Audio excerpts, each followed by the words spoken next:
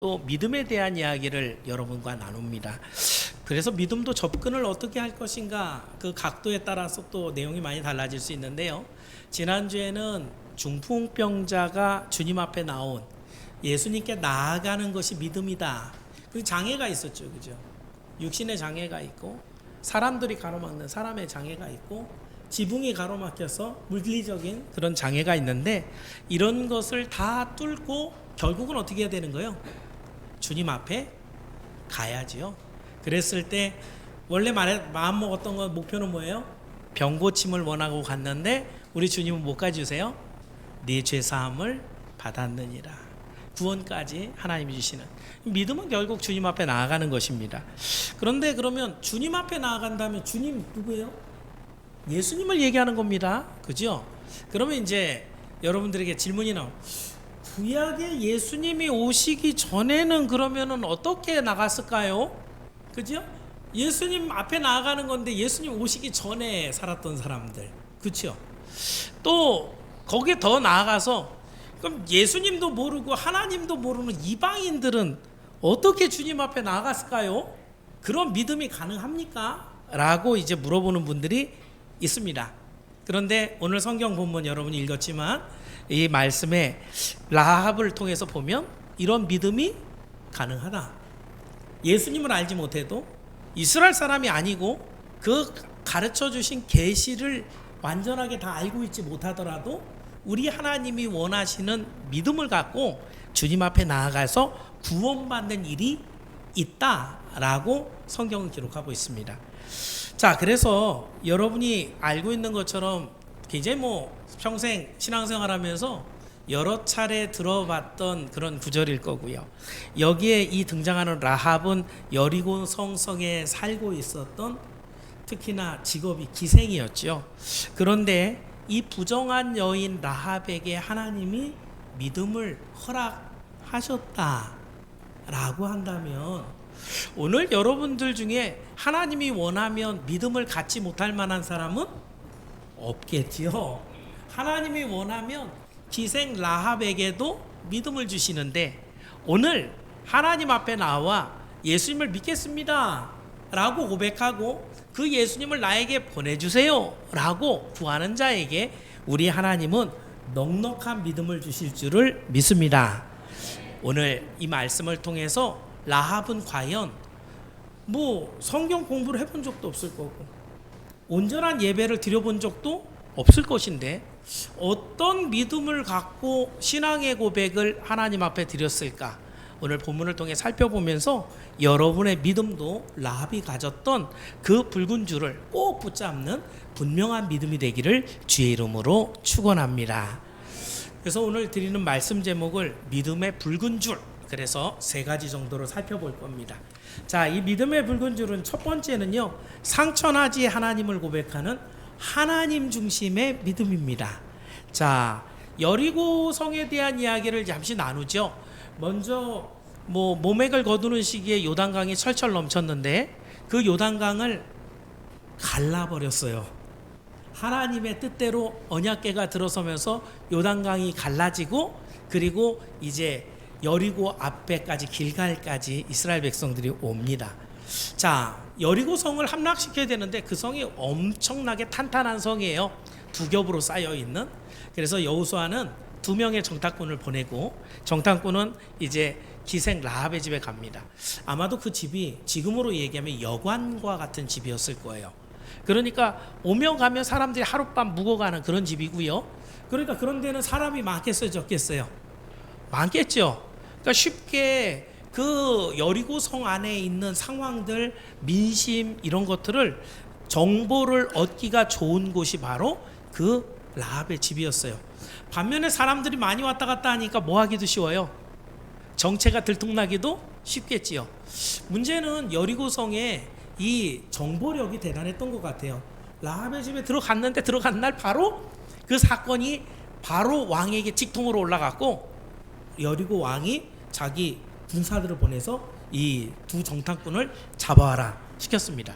자, 그런데 이제 그 다음 내용은 라합이 감춰주고, 그래서 이 정탐꾼들이 살아남아서 다시 요단강 건너가서 요단강 건너가기 전이었군요. 요단강 건너가서 그래서 이스라엘 군대가 다시 여리고를 침략해서 결국은 무너뜨리는 내용이 오늘 본문의 내용입니다. 여기서 한 가지 여러분이 먼저 생각할 것은 여리고 입장에서 본다면 라합은 여리고 사람이죠. 그러면 지금 라합이 정탐꾼을 숨겨준다고 한다면 한마디로 뭐예요? 민족의 배신자가 되죠. 여러분 만약에 지금 라합도 알았단 말이에요. 이 사람들이 정탐꾼이라는 걸. 군사가 오니까 바로 바구니에 숨겨버렸단 말이죠. 이 사람들이 누군지 알고 있었는데 만약에 이 사람들을 군사에게 내어주고 여리고 왕에게 줬다면 어떻게 됐겠어요? 이 사람들 그냥 목이 날아갔겠죠. 여리고 사람들은 봐라, 이스라엘 사람들이 아무리 와도 우리가 정탐꾼 2명도 허용하지 않을 만큼 굳건하게 지켜. 아주 용기가 100배 갖고 지키지 않겠어요? 더구나 라합은 어떻게 되겠어요? 민족의 영웅이 돼서 왕에게 큰 상도 하사받고 그리고 높은 그런 명예를 얻게 되겠지요. 그런데도 불구하고 라합은 그렇게 쉬운 일이거든요. 군사가 왔을 때 여기 있어요 그리고 내주는 것이 훨씬 더 쉬운 일인데, 그런데도 불구하고 어려운 일을 합니다. 바로 이 두 사람을 감춰놓는 일이죠. 여러분 이 학자들에 의하면 이 라합이 그냥 기생이 아니라 이방인의 여사제였다고 합니다. 네팔에도 비슷한 그런 경우가 있는데요. 네팔에는 꾸마리라고 하는 여신이 있습니다. 보통 한 생 4년, 그러니까 한 4살 정도 된 아이를 이렇게 뽑아서 여신으로 앉혀놔요. 그리고 언제까지 하냐면 이제 초경이 오면, 그러면 이 아이가 이제 더 이상 신이 아니에요. 되게 이상하죠, 그죠? 그러니까 이게 신이에요, 이 여자 아이가. 그 엄마가 옆에 있어야 되는데 엄마가 옆에서 장난감도 주고 밥도 주고 그러면서 같이 그 신전에서 살아요. 근데 그 신전이라는 데가 나중에 여러분 네팔에 한번 단기 선교 갔다 와 보십시오. 그냥 허름한 그런 그 건물 안에 신당을 이렇게 차려놓고 거기에 묵는 방이 있고 접견실이 있고 거기에 방석에 꾸마리라는 여자가 이렇게 앉아 있으면 모든 사람이 가서 어떻게 해야 돼요? 관광객이 저도 가서 이제 보고 꼭 인사를 해야 됩니다. 그러면 이제 인사를 하기 전에 뭐 해야 되냐면은 입장료로 1,000원씩 내고 들어가야 돼요. 우리 돈으로 1,000원. 이런 꾸마리라고 하는 네팔에 진짜 살아있는 신이 있는 것처럼 고대 근동에는 여사제의 용도가 뭐냐면 젊은 여인들, 어린 한 초등학교 5, 6학년 때쯤부터 시작해서 이제 한 20대 초반이 될 때까지 여사제로 씁니다. 그러면서 이 제사를 지내면서 거기서 음란한 성행위가 있습니다. 그런 걸 하다가 시간이 지나면 어떻게 돼요? 태기같이 기생도 이렇게 물러나잖아요. 그런 것처럼 나이가 차면 물러난 거예요. 그러면은 이 기생 라합 입장에서는 어떻게 살아야 돼요? 했던 게 그 사제로서의 일밖에 없는데 이제 그 직업이 없어져 버렸으니까 살아갈 날이 훨씬 더 많이 남았는데, 그러니까 나라에서 이런 이제 집을 만들어서 이제 항상 몸을 이렇게 버렸던 그게 습관이니까 기생으로 살아가면서 이 말하자면 이런 여관을 운영하는 이런 모습이 되었죠. 그렇다고 한다면 여러분, 정말 세상에 살아가는 사람들 중에 하나님을 영접하기 진짜 어려운 사람 중에 하나가 바로 이 라합이 아니겠습니까? 근데 이 라합이 오늘 아무도 안 가르쳐 줬는데 하는 이야기가 여기 여러분이 읽어본 본문의 9절을 한번 보시겠습니까? 10절의 말씀. 11절 말씀입니다. 죄송합니다. 자, 11절 말씀 한번 읽어볼게요. 시작.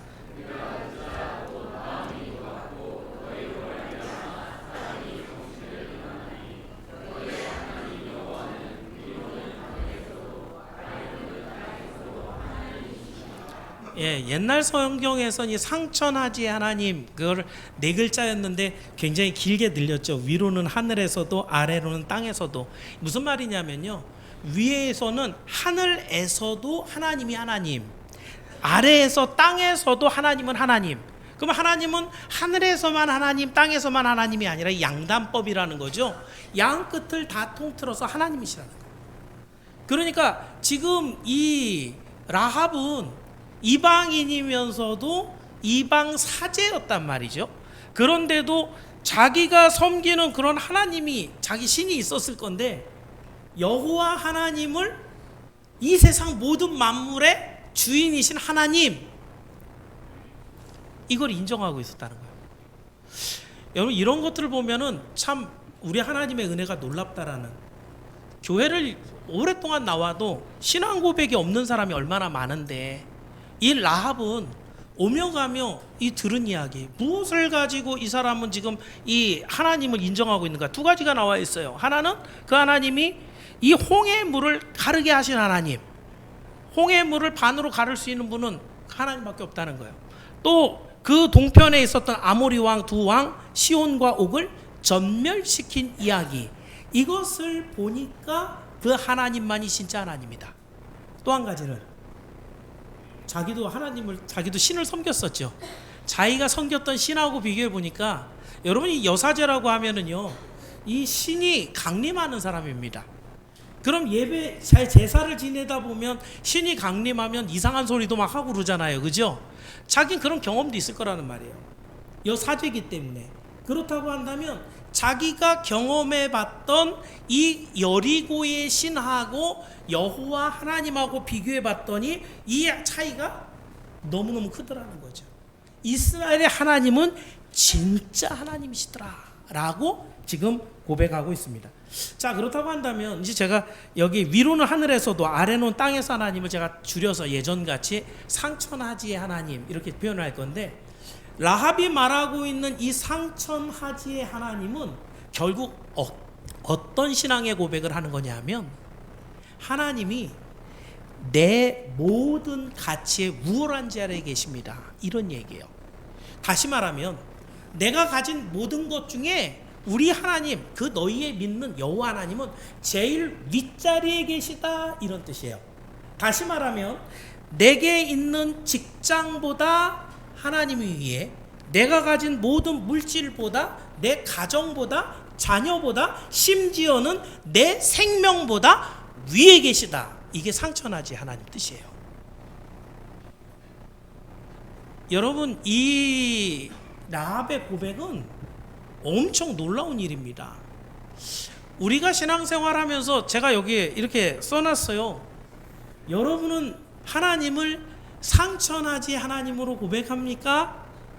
이 대답이 사실은 여러분 평생 던져지는 질문이에요. 어떤 때는 내 직장이 위에 있고요, 어떤 때는 내 즐거움이 위에 있고요, 자식이 위에 있고요, 내 생명이 위에 있어요. 그런데 지금 라합은 그런 모든 것들보다 하나님이 맨 위에 계시는 이 하나님이야말로 상천하지 하나님이다 라고 고백을 하고 있다는 얘기예요. 여러분, 그래서 지금 유일한 살 길은 무엇인가? 여리고는 반드시 하나님에 의해서 무너질 것인데, 내가 하나님 편에 서지 않으면 나에게는 구원이 없다라는 것이죠. 내가 예수를 믿지 않고는 구원의 길이 없다라는 걸 믿는 거예요. 그렇기 때문에 지금 제일 어려운 일이 뭐냐면 이 정탐꾼들을 숨겨주는 일이에요. 생명을 걸어야 됩니다. 만약에 이 정탐꾼이 발각되면 어떻게 될까요? 지금까지 여사제, 쉽게 말하면 은퇴했지만 여사제로서 쌓았던 모든 명망, 물질, 심지어는 생명까지 다 날아가 버리는 거죠. 뭐 있다는 것 때문에, 이 정탐꾼들 숨겨놨다는 것 때문에.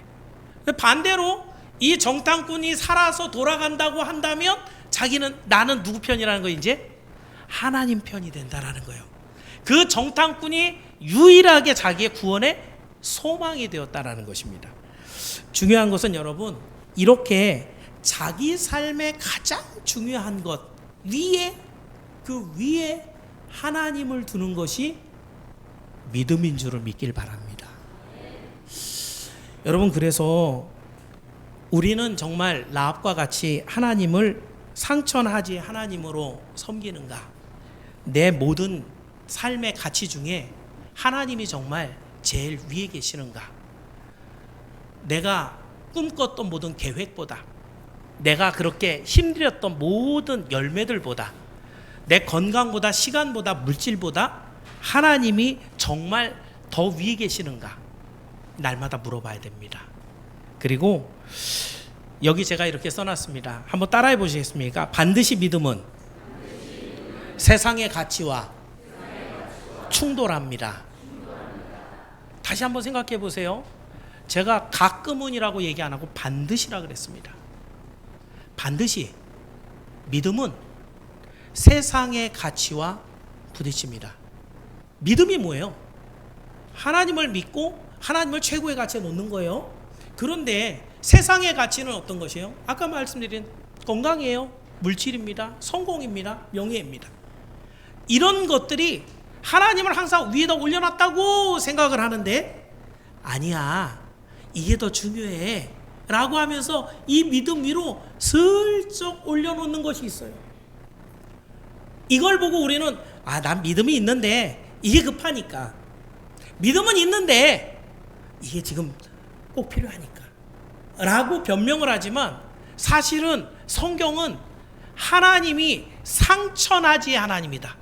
이 세상 모든 만물보다 위에 계시고 내 모든 가치보다 위에 있는 것이 바로 하나님이다 라는 걸 인정하는 것을 믿음이라고 얘기한다는 거예요. 제 설교가 좀 어렵죠? 근데 제가 성경에 있는 내용만 갖고 말씀을 드려요. 성경에서 하나님이 원하시는 믿음은 이런 믿음이에요. 우리 하나님은 질투하시는 하나님이라 그랬고, 하나님은 너는 나 외에는 다른 신들을 내게 있게 하지 말지니라 그랬단 말이죠.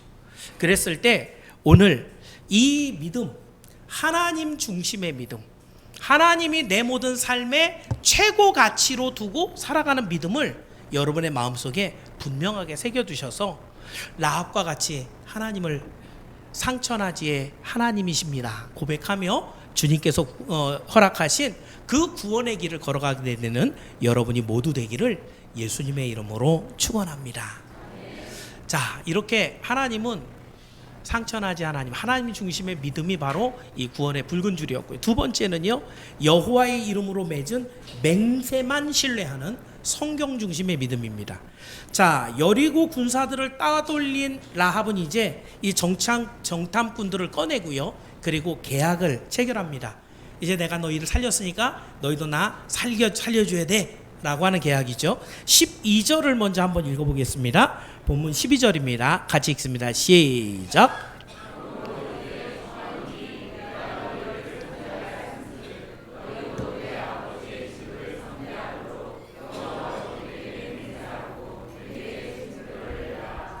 사실 라합은 이 얘기하고 싶었던 거죠. 이 얘기를 정탐꾼과 하려고 정탐꾼 살려준 거예요. 그런데 여기에 잘 생각해 보시면 지금 라합은 뭐만 믿고 있는 거냐면 정탐꾼과 함께 맺은 이 언약. 정탐꾼이 지금 오케이, 네가 우리 살렸으니까 우리도 여리고가 무너질 때 너 살릴게 라고 얘기했어요. 그리고 약속 맺었어요. 근데 나중에 여리고가 무너지는 날 정탐꾼이 바빴거나 싸우다가 먼저 전사를 하거나 잊어버리거나 그러면은 그 약속은 어떻게 돼요? 종이장도 아니죠. 그죠? 그럼 아무런 의미가 없어지는데, 그런데 여기에 지금 라합은 생명을 걸어요. 자기 목숨을 거기에 건다고요. 그러면서 이 증표가 물거품이 되지 않도록 여호와로 내게 맹세라, 증표를 달라 이렇게 얘기합니다. 당시에 맹세는 어떻게 하는 거냐면 가장 높은 분의 이름으로, 보통 이제 왕으로 하는 경우도 있지만 왕이 맹세할 경우는 신의 이름으로 맹세를 합니다. 근데 맹세를 하는데 맹세를 안 지키면 어떻게 돼요? 왜? 그런 경우에는 그 신의 이름으로 저주를 받고 재앙을 받는다는 걸 약속을 하는 거예요. 그러니까 보통 맹세를 할 때 함부로 맹세할 수가 없었던 게, 신이 너에게 저주할 거야, 이 약속을 깨뜨리면, 이러면서 하는데, 지금 라합은 무엇으로 맹세를 하고 있어요? 자기가 믿는 신이 아니라 너희가 믿는 여호와의 이름으로 지금 맹세하자라고 합니다.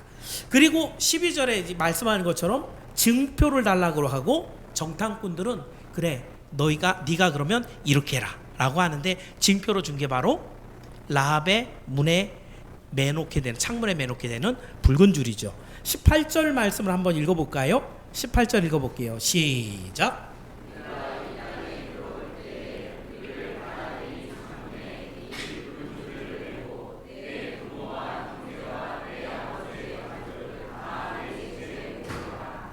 아멘. 그래서 라합이 이 정탐꾼들 떠나보낸 다음에 21절 끝에 보니까 어떻게 했어요? 보내어 가게 하고 붉은 줄을 창문에 바로 매니라. 바로 매놨죠, 그죠? 중간에 플러스가요, 안 플러스가요? 중간에 풀렀다가 만약에 언제 여리고 성 공격이 시작되는지 전화도 안 되잖아요, 그죠? 뭐 어떻게 연락을 받을 수가 없잖아요. 그러니까 어떻게 해야 돼요? 언제까지 매놔야 돼요? 여리고 성이 무너지는 날까지, 그날부터 시작해서 맨날 매놔야 됩니다. 여러분, 이 라합이요, 이 약속을 믿고 붉은 줄을 지금 창문에 맸습니다. 그 믿음으로 그래서 결국은 어떻게 되냐면 여리고 성이 무너질 때 목숨을 건지게 되고요. 그 이후로 나중에 이제 여러분이 성경을 많이 읽어보시면 라합이 예수님의 계보에 들어갑니다. 이해가 안 가는, 그죠? 순결하고 깨끗하신 예수님이 오시는데 보통 여자도 아니고 이방인이고 기생인데 이 여인이 살몬이라고 하는 남자하고 결혼을 하고요. 그리고 여러분이 아는 이제 룻과 결혼하는 보아스를 낳게 되죠.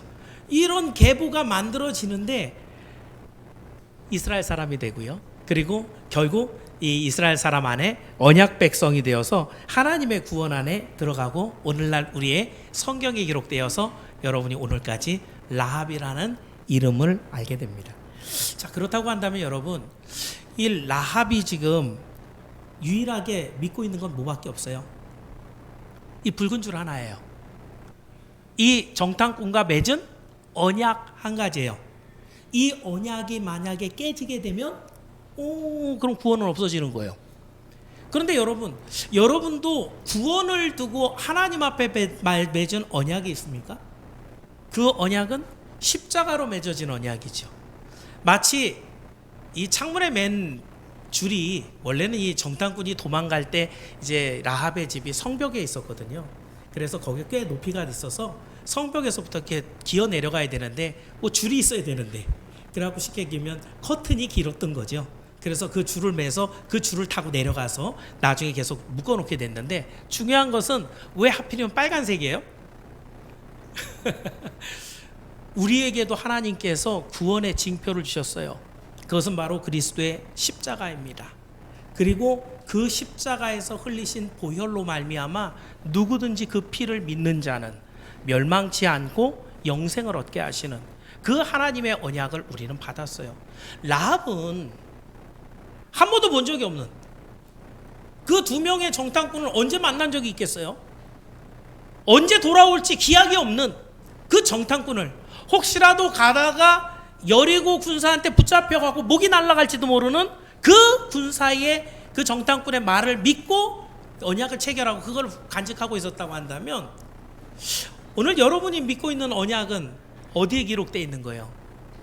하나님의 성령이 감동하여 우리에게 주신 하나님의 말씀으로 주신 성경 안에 기록이 되어 있다는 거죠. 라합이 그 언약을 믿고 생명을 걸었을 때 여러분은 하나님의 말씀으로 주신 이 언약의 말씀에 근거하여 그 믿음을 지키기 위하여 생명을 걸 그 마음의 결심을 하기를 주의 이름으로 축원합니다. 우리의 언약은 라합이 받은 언약과 비교할 수 없을 만큼 완전하고 거룩한 언약으로 우리에게 주셨어요. 그래서 여러분, 오늘 라합은 언약 백성이 되기 위해서 생명을 겁니다. 제가 표현을 이렇게 했지만 그 당시에 라합은 그렇게 생각 안 했을지도 몰라요. 그냥 이스라엘 사람이 되면 나는 살겠지라고 했지만, 이스라엘 사람이 된다라는 얘기가 뭐예요? 하나님의 언약에 속한 백성이 된다는 얘기예요. 언약 백성이라는 얘기예요. 라합은 쉽게 얘기하면은 예수님의 계보까지 들어가 있는 사람이니까 이 믿음으로 구원을 받은 사람이에요. 히브리서에 보면 믿음으로 라합은 이렇게 얘기하면서 구원의 계보 안에 들어가 있어요. 지금 라합은 자기의 생명을 위해서, 언약 백성이 되기 위해서 생명을 걸고 그 언약을 붙잡습니다. 오늘 우리는 예수 그리스도를 믿으면 구원을 받는다고 하는 아주 널리 알려져 있는 이 복음, 그런데 이 복음을 듣고 믿을 때 생명을 걸지는 않아요. 우리가 받는 구원이 라합이 받은 구원보다 좀 값싼 구원이기 때문에 그렇습니까? 아니지요.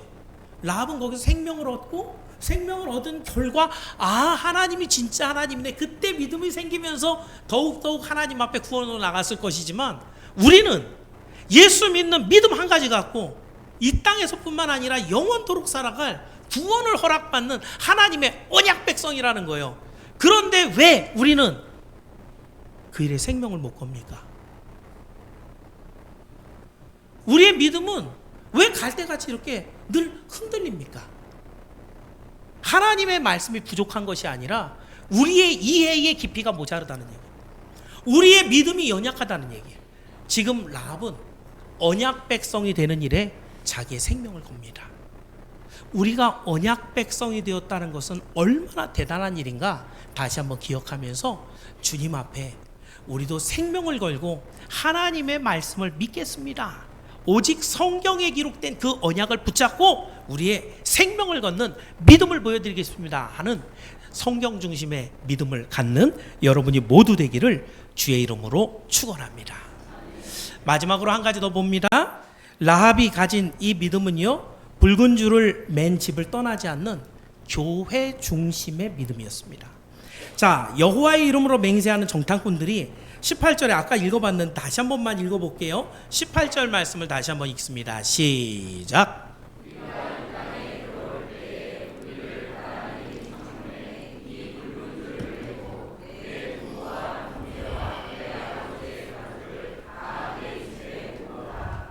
그러니까 이 붉은 줄이 매어 있는 집이 쉽게 얘기하면 유일한 피난처라는 곳이죠. 그러니까 18절 여러분 읽은 대로 보니까 만약에 이 집을 떠나면 어떤 일이 있대요? 그 집을 나가면 그의 피가 그 머리로 돌아간다 그랬고요. 만약에 누구든지 19절을 안 읽었죠. 19절 한 번만 더 읽어보고요. 19절 시작.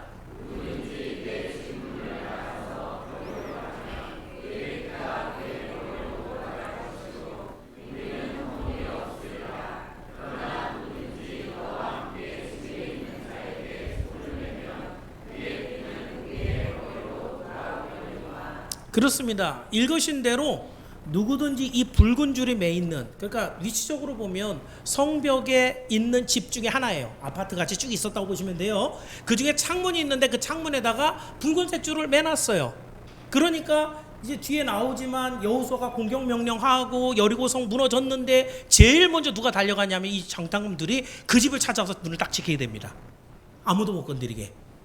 가장 먼저 그 집에 가서 아무도 못 건드릴 그 집만 딱 봉쇄하고, 그리고 다른 집들은 다 쳐서 진멸하는. 그런데 이 과정에서 혹시라도 그 라합의 가족들 중에 누구라도 그 집에서 빠져나가 있으면 그 허물은 그 사람이 책임을 져야 되는 것이고, 누구든지 그 집 안에 있는데 잘못해서 그 집 안에 있는 사람을 죽이면 그럼 우리가 생명으로 그거를 감당하겠다, 생명을 걸고 지켜주겠다라는 얘기 되는 거죠. 자, 이런 명령입니다. 자, 그러니까 여러분 라합은 어땠겠어요? 붉은 줄 매고 난 다음부터 제일 먼저 뭐부터 했겠어요? 가족들을 불러 모아야 되겠죠, 그죠? 이거 만약에 얘기가 새 나가면 어떻게 돼요? 여리고 왕이 가만히 안 있겠죠. 그 극비리해야 되죠. 그런데 사랑하는 사람은, 정말 자기를 믿고 자기와 함께 움직일 수 있는 사랑하는 사람은 어떻게 해요? 어떻게든지 자기 집에 불러들여야 되겠죠. 언제? 그 공격이 시작돼서 여리고성이 무너지기 전에.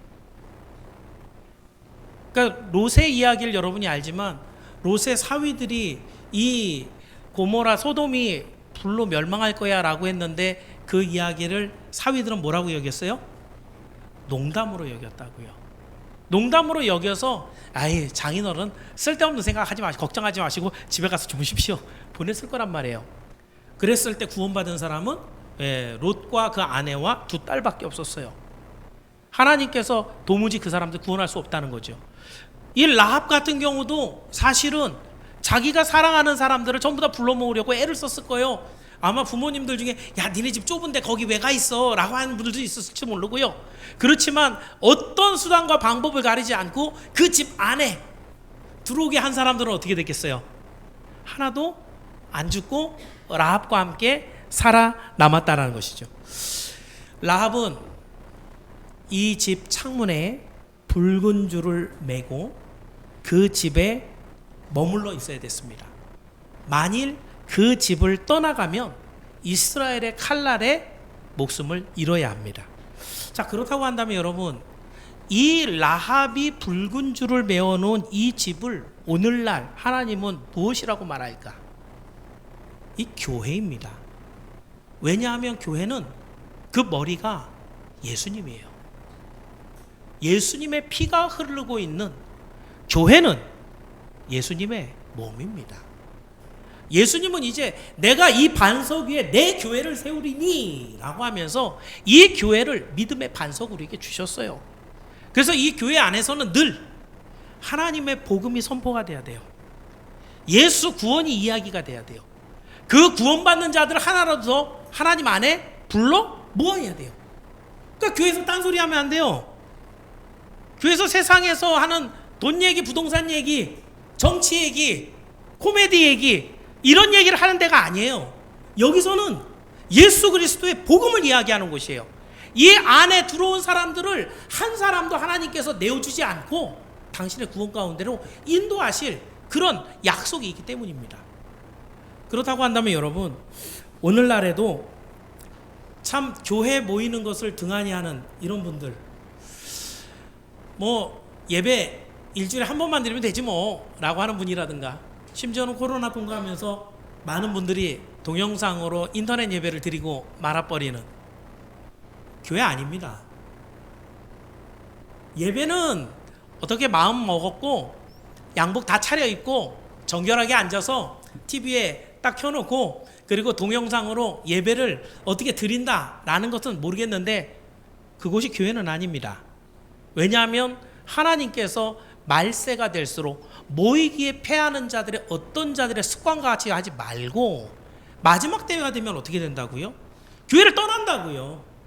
하나님의 구원의 붉은 줄이 메어져 있어서 이 붉은 줄만이 상천하지에 하나님이 계시는 그 하나님이 주시는 언약이 있는 이 교회 안에 있는 사람만이 구원을 받는다는 이 말씀을 교회 바깥에서는 들을 수 없기 때문입니다. 그러니 여러분, 오늘날 이 시대에 교회 외에서 만나는 이러한 예배들은 정말로 여러분들이 많이 경계하길 바랍니다. 하나님의 교회 안에 하나님의 구원이 있는 줄을 믿기를 바랍니다. 오늘도 여러분의 창문에 구원의 붉은 줄을 매는 것은 물론이거니와 여러분의 사랑하는 사람들을 하나님의 교회로 불러 모으십시오. 언제 여리고성이 무너질지 모릅니다. 우리들의 인생 장막이 언제 무너질지 모른다는 얘기입니다. 오늘도 여러분의 삶에 하나님께서 약속하신 이 구원의 줄을 반드시 메고 주의 교회 안에서 하나님의 말씀을 들으며 함께 주님의 오시는 날을 기다리는 여러분이 모두 되기를 주의 이름으로 축원합니다. 말씀을 정리합니다. 오늘 우리는 하나님께서 허락하신, 라합에게 허락하신 믿음의 붉은 줄을 살펴봤습니다. 우리는 그냥 스토리대로 한다면 정탐꾼을 숨겨주고 하나님께 큰 복 받았네. 우리 전래동화나 전설에도 이런 얘기들이 있잖아요. 그죠? 사슴을 숨겨주고 뭘 했다는 이런 얘기들도 있지만 그거하고는 차원이 좀 다른 이야기입니다. 라합이 숨겨놓은 이 정탐꾼은 하나님의 사자를 의미하는 것이죠. 그래서 이 사자와 함께 맺은 언약대로 라합이 그 붉은 줄을 창문에 메었을 때 하나님을 가장 높은 자리에 올려놓는 하나님 중심의 신앙, 상천하지 하나님을 믿는 신앙이고, 그 정탐꾼의 말을 믿고 하나님의 언약을 끝까지 신뢰하는 성경 중심의 믿음으로 그 라합은 그 집에 남아 있었고, 마지막으로 하나님이 지정한 바로 그 자리, 그 붉은 줄이 메어져 있는 그 집을 떠나지 않는 교회 중심의 믿음을 가지고 라합은 결국 구원을 얻습니다. 오늘 본문의 라합은 우리가 어떤 믿음으로 이 땅을 살아가야 될 것인가를 말해줍니다. 라합의 소망은 여리고의 승리가 아니었습니다. 결국 승리는 이스라엘이 합니다. 그걸 라합은 보고 있었죠. 그런데 그 이스라엘이 승리할 때 그 붉은 줄이 잘 보이는 곳에 펄럭이고 있어야 됩니다. 그 줄이 혹시라도 감춰져 있어서 어느 집이야 붉은 줄이 라고 정탐꾼이 헤매게 만들어서는 안 된다는 것이죠. 오늘 여기 앉아 계신 분들 중에서도 나도 예수 그리스도를 믿어서 나도 붉은 줄이 있어 라고 하면서 그 줄을 가방 안에 넣어놓고 계시면, 골방에 넣어놓고 계시면 그 줄이 안 보이잖아요. 주님이 오시는 날 가장 잘 보이게 펄럭이도록 내려뜨려 놔야 된다는 거예요. 우리 주님이 말씀하시기도 너희들이 등잔에 불을 켜는 것은 말 아래 두지 아니하고 이 등잔을 등경 위에 두나니 이 등불이 사방으로 비춰서 어둠을 물러가게 한다고 했습니다. 자, 그렇다고 한다면 여러분의 믿음은 지금 펄럭이고 있는, 분명하게 드러나서 비춰지고 있는 믿음인지, 아니면 나만 혼자 예수 믿으면 됐지 뭐 라고 감춰두고 있는 믿음인지, 하나님 앞에 여러분이 또한 대답을 해야 될 것입니다. 오늘 여러분의 믿음이 감춰진 믿음이 되지 말기를 바랍니다. 하나님 앞에뿐만 아니라 사람들 앞에도 드러나는 믿음, 때로는 그것 때문에 불이익도 당하고 불친절함도 당하고 또 손해도 당하고 이런 일들이 있을지라도 나는 하나님 믿는 사람입니다.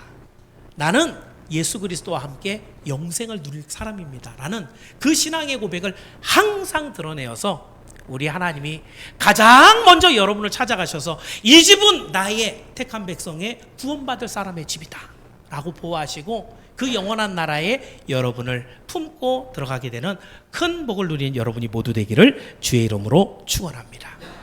기도하겠습니다. 은혜로우신 하나님 감사합니다.